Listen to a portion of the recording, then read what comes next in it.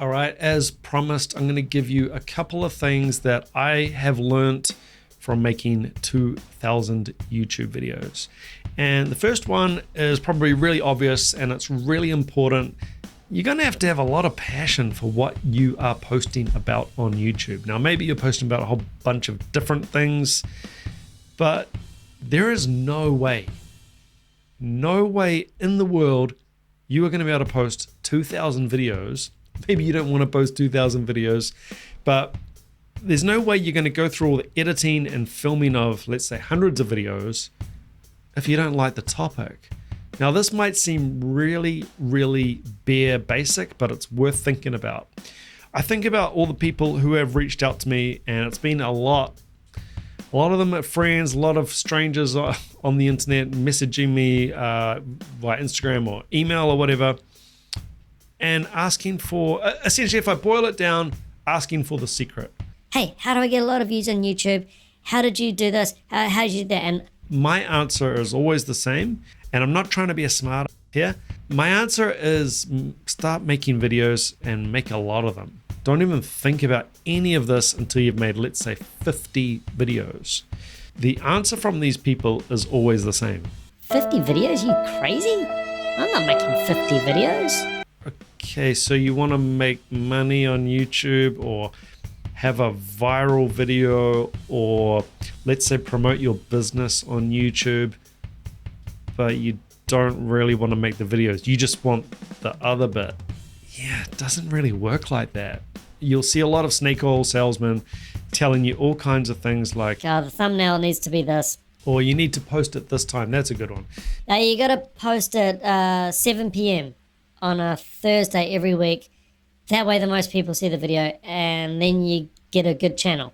Doesn't work like that. You make good videos that are engaging, that people enjoy. That's it. So step one, get started, get making videos. It should be something that you want to do and not a chore. If it's a chore, good luck on that.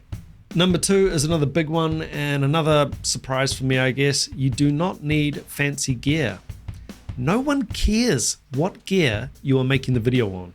Good example, this video, you don't know what I'm making this video on. And you probably didn't think about it until I just said this. Now, my biggest video, which was a couple of years ago now, has almost 3 million views. It's not the best video, I don't think. It was filmed on a Samsung S5 with a dodgy autofocus thing. And it is literally doing that throughout the video. Like, literally the focus is changing noticeably throughout the video. The lighting is bad. The audio is not even that good. And me presenting on the video, I had a cold and a cough. I think I'm even eating food throughout the video. I think I was eating chocolate. So I put my second point in the same sort of family, the same world as point one, which is sort of just get started. You're going to suck when you start. Get it out the way and start. Third thing that I have learned from making 2,000 YouTube videos, I actually don't know what's best for the channel, and I don't know what people are going to like. Now that might sound really weird. Like you might think, oh, you got heaps of experience making videos. You know what works, you know what doesn't. You know what time to post? Hey, what time should I post? That one's so weird to me. I don't know why people always ask me that. But anyway, back to point three, which is I don't always know what's going to work best. You know who knows what's going to work best? My audience. Listen to your subscribers. Don't listen to the trolls, listen to your subscribers. They know, they love you, they're there to help, and they want more of whatever's working for them and has caused them to subscribe. It's a bit of a endless loop. They've actually subscribed for a reason, and they're giving you feedback in real time about what they're enjoying and what they're liking, you know, via the views and via the comments, and you gotta listen to them. Okay, and that rolls nicely into my fourth point, and that is trolls. I've heard about these troll people and I've seen them commenting crazy stuff on different videos and getting really worked up.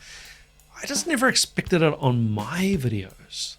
Now, I have to say, I very rarely see any troll-ish comments at all these days. Maybe they've given up. Like this dude's got 2,000 videos. I'm not even going to bother anymore. Now, you'll often see people talking down to you and saying, just don't worry about it, don't take it personally. Now, it's hard to not take things personally when it is literally personal about you. And man, I have heard it all. You suck! You're not even a drummer. He's not even a drummer. I don't like your hair. He's not a real drum teacher. And my favorite and possibly oddest troll comment that I got, and it was the same person trying to comment on multiple videos. He doesn't even have coffee in his mug. Faking drinking the coffee.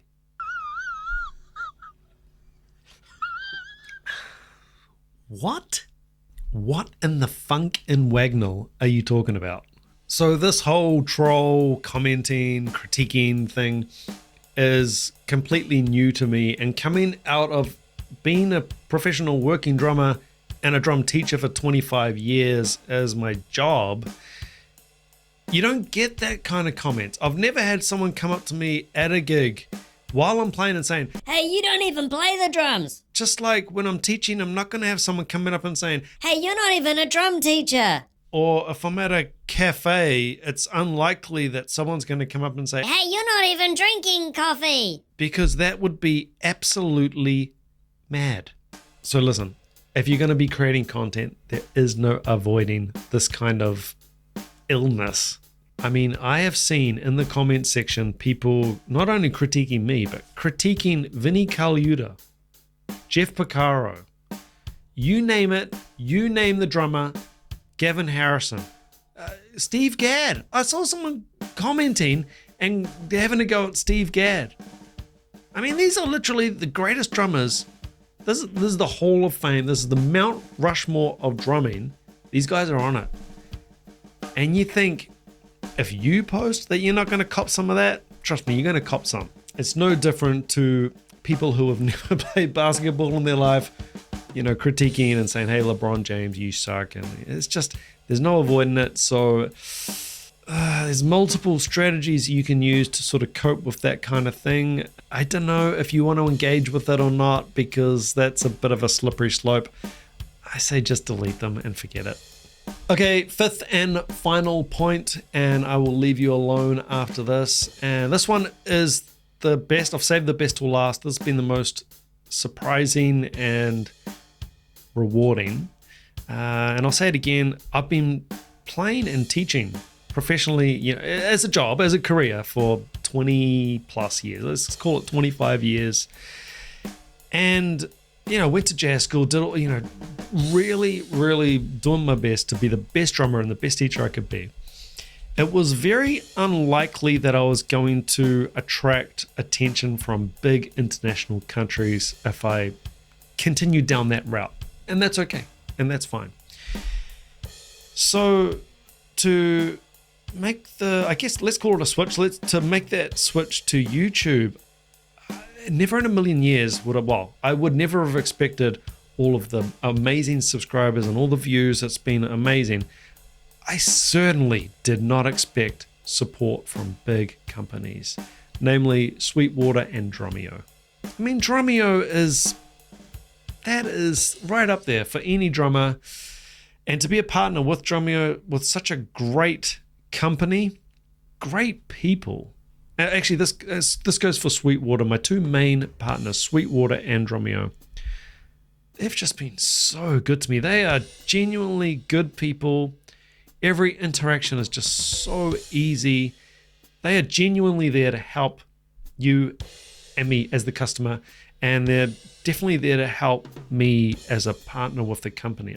I honestly cannot say enough about those two companies, and to be even associated with them it's an honor. So let's just recap some of the key things that I have learned from making a hell of a lot of videos on YouTube. Number one is you just got to get started. As the Marines say, embrace the suck, get in there and make a heap of videos. We get better at what we do. If you make a lot of videos, you're going to get good at videos. Video editing, presenting, speaking, improvising. You just got to do it. Number two, don't let lack of gear hold you back. You got a phone in your pocket, you got enough to make a video, go and do it. The gear can come later. Number 3, don't expect to know everything about what people are going to enjoy on your channel. You're more than welcome to just make what you enjoy, of course, but if you want people to engage and you want to create a bit of a community, you need to listen to that community. Number 4, trolls are a thing. The good news is you don't really have to live with it though. You can block and delete. It's just the easiest route. And number 5, high-level partnerships are a very real possibility if your YouTube channel is going well. People enjoy what you're doing, and you, again, community. Let's keep using that word community. If you build a good community that's engaged, it can be quite surprising what happens. All right, guys, I'm going to leave it there. Thank you so much for watching and coming on this journey with me. 2,000 videos. Until next time, take it easy. Keep chopping wood. See you on the 2001st video. Ciao.